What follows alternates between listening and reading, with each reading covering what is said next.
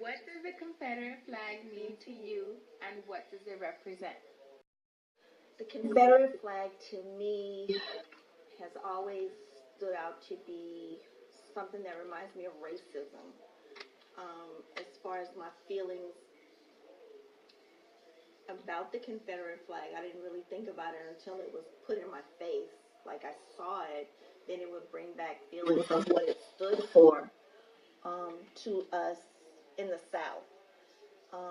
We related the Confederate flag to uh, the KKK. Racism. Whenever we saw it, it made you fearful. You just immediately thought there was going to be violence if you saw someone that had it uh, on their car, or like they would have license plates and stickers. So it was a fear thing for Black people. Okay. Well, I guess that kind of answers the second question. What kind of feelings does it evoke? Okay. What are the circumstances that have shaped your worldview? As far as the Confederate flag, I don't really think about it. It hasn't been something that has been thrown in my face like that. I try to have an open mind and think about what it stood for, as far as the what it stood for, as far as the territories, like in the South, and what it was about. I looked at it like that. I didn't want to look at it like it's racism. It's like us. Like if we have a red, black, and green flag and we're associating it with Africa, you know, it's what it is. I'm relating to my African history, whereas I think that a Confederate flag too, people are relating to that time that their grandparents and their parents, or where they came from, the area they lived in, and who a part of their nationality. You know, I look at it like that. I try to look at it like that instead of thinking, oh, everybody's going to kill me that has a Confederate flag on their person. What are your socio-political interests and investments? How have asking about your political beliefs? How the question says how they were shaped by events growing up.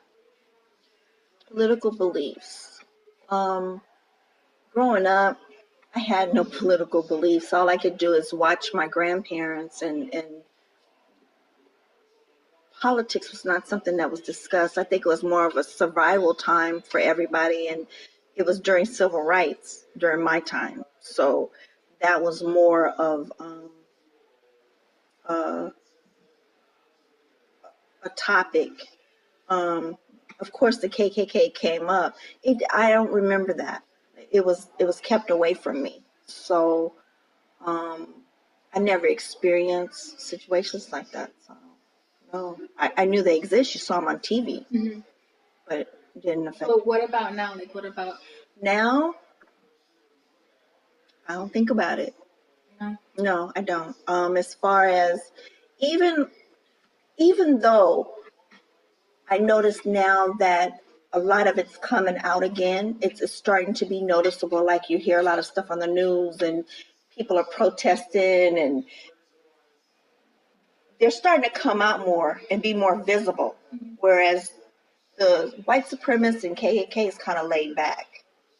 But now the way this world is going, and I don't know if it's triggered off by our new president, but I think it's going back to the way it used to be, like back in the 60s.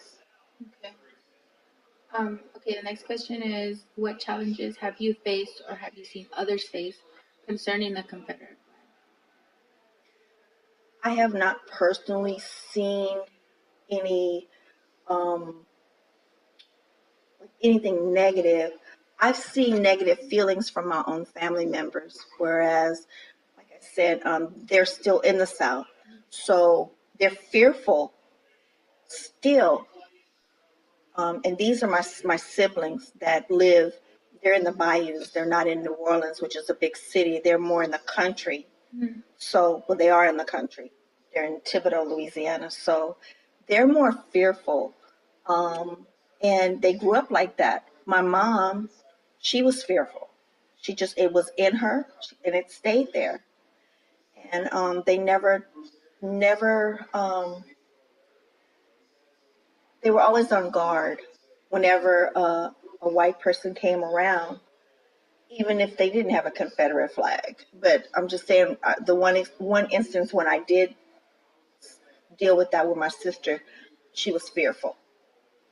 But you said you weren't. No, I wasn't. I grew up out here, as a grown up. So, no, I'm not fearful of anybody, but no, it didn't scare me. Okay. What types of changes do you think need to take place in order to meet those types of challenges? It would have to be dialogue, basically. That's the only way I think anything could change, would have to be dialogue amongst each other. Not that it's going to change, but I think people talking about it amongst each other and not holding feelings in and um, talk about it, maybe it'll ease, because people assume they don't know. Mhm. So they've got this notion in their minds that, okay, well, say this person has a Confederate ring on. Oh my God, he's a KKK. Well, not necessarily. That doesn't have to be like that, you know. So I think more dialogue. Okay. The next question says, do you think it's possible to believe that the Confederate flag can just mean Southern heritage and history to someone and not include racism? Exactly. That's the Yeah. way I feel. Yeah. Okay. Um, if so, how?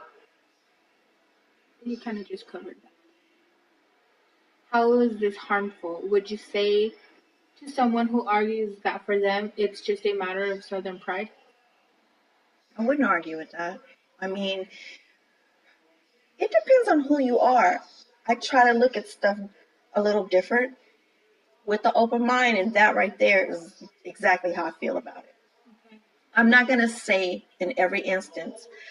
I did have a situation, and I just thought about it years ago, like in my 20s, and this was like in the 80s, going to Bakersfield, Kern County, and there was a 18-wheeler. I was driving up the husband, and an 18-wheeler was behind me, Confederate flag. I saw him coming, and he almost ran me off the road.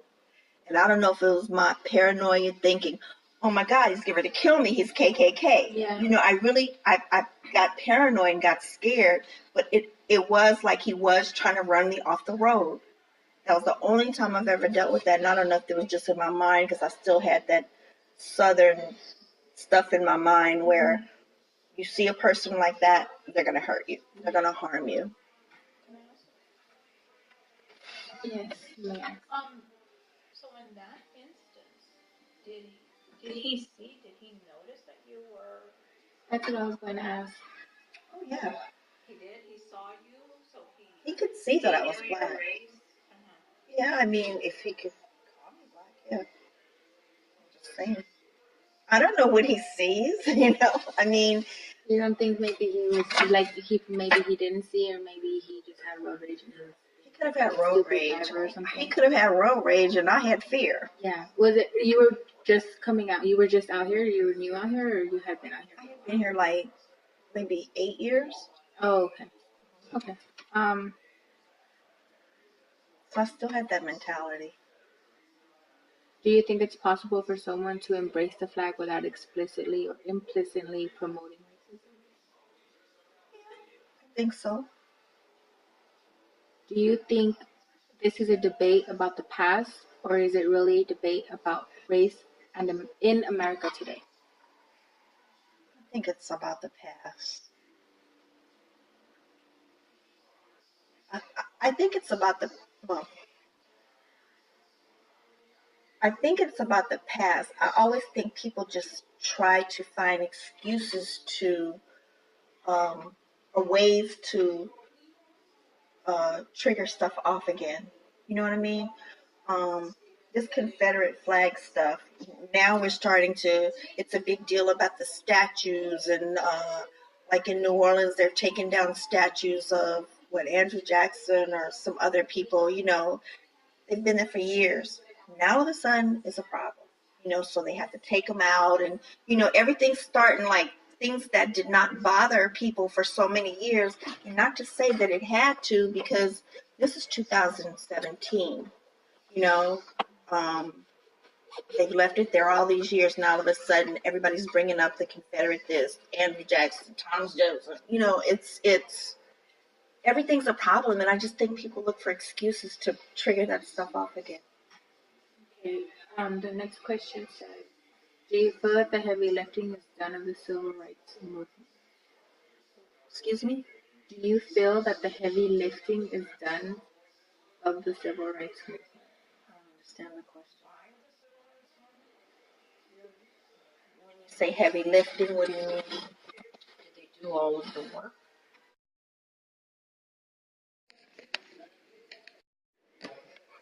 I'm gonna go all the way back to uh, the Rodney King situation, the OJ situation. I Everybody's looking for issues with race. It's not about race. I mean, and then the people that when Rodney King, when all that happened, okay, yeah, you got beat and all that. I got that. I mean, yeah, y'all beat him up, y'all got off, which started this trigger of what we're still going on today, except it's getting worse because now they're killing people and getting away with it. He got beat up, you know. Um, but instead of looting and whatever we were doing, pulling white people out of their cars and stuff like that, it was the wrong reason. The wrong reason to do that. They needed to fight in a good way, but it was the generation of people that y'all don't know how to fight. I'm not saying you, just they don't know how to fight like Martin Luther King fought. Let's if we band together and do something, we can make it happen. But we're allowing this stuff to just fester. Yeah, and it's keeping us separated. I going off the interview topic, I had somebody tell me that protesting doesn't make a difference, and that even if people peacefully protest, things will never change. Do you agree or disagree? Protesting for the right cause and really fighting to change laws or fighting to it has to be meaningful. You can't have 20 people out there with, you know, yeah, I don't know what we haven't gone behind that. Like I said, I have not embraced Black Lives Matter. I don't, because I don't get it. All lives matter. They do. I get what they're saying, but this stuff has been going on forever and ever and ever. It's been going on. So now Black Lives Matter. And don't get me wrong, it's not okay. I have sons.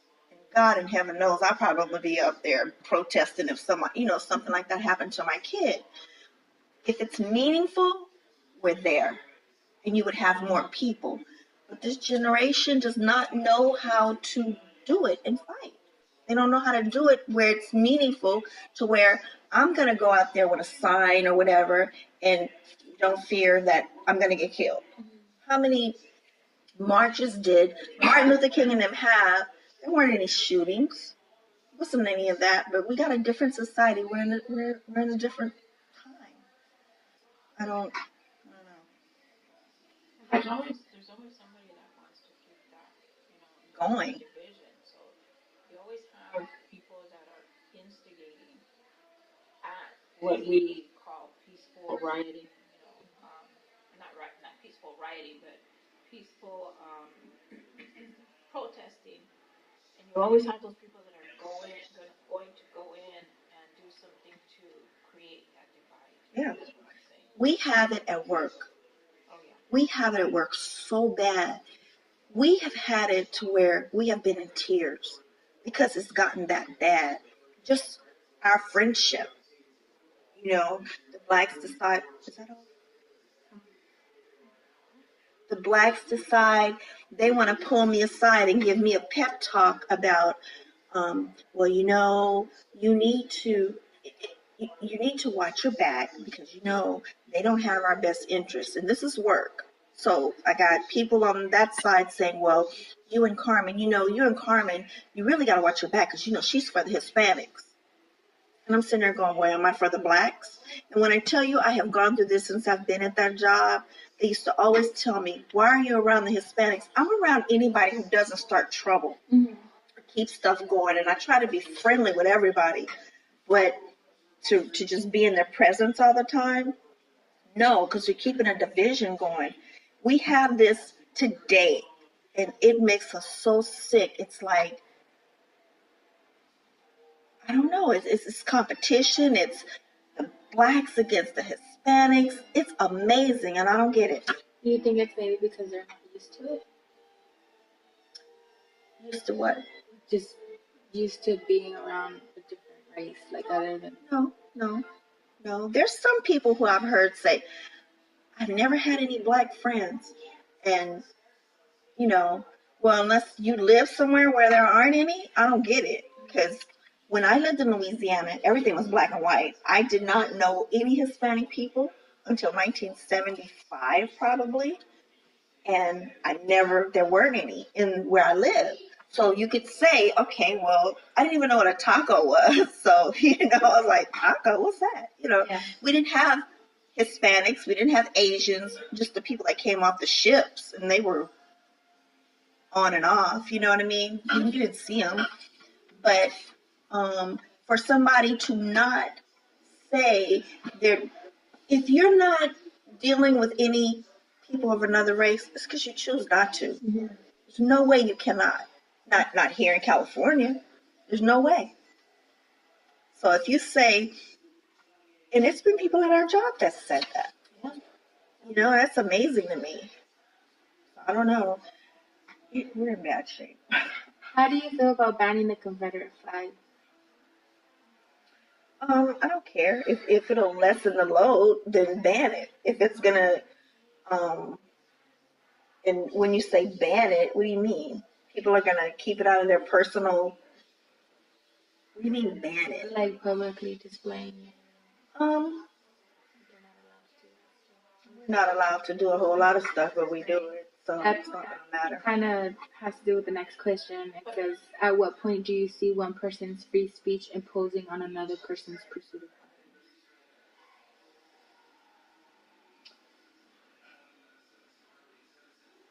Free speech, I'm beginning to wonder about that, if that even exists anymore.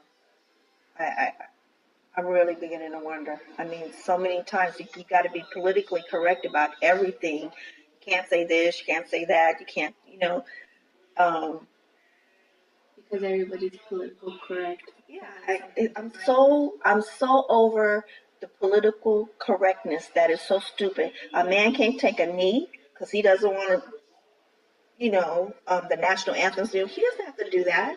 I mean, I don't feel like he's disrespecting it. He didn't sit up there and go, he just chose not to do it. I used to never put my hand over my heart. I grew up like that.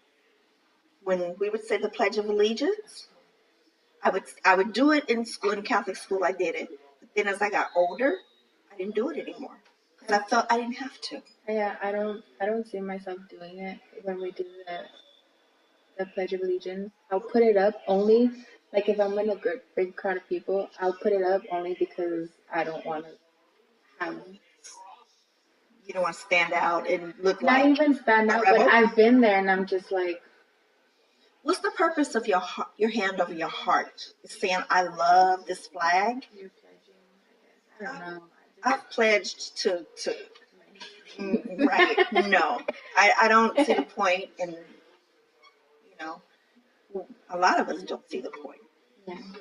It doesn't mean a whole lot to us, and I'm saying us meaning black people. It doesn't mean a whole lot because everything's so the scales like this. It's way up here for white America, and we're down